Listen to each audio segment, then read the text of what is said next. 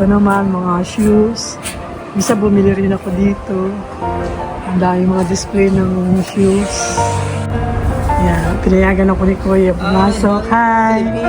Pilipini. Ayan, dito ako bumili minsan ng Louis Vuitton na shoes.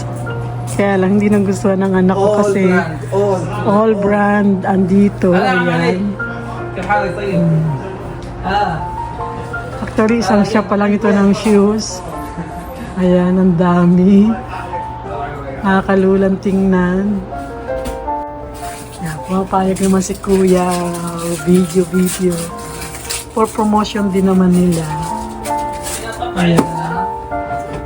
Ang gaganda ng shoes. Steffi.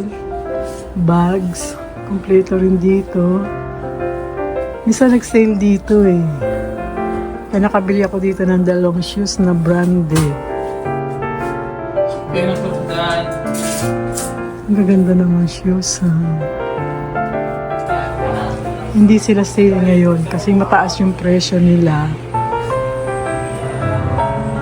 May time na nagsisale dito.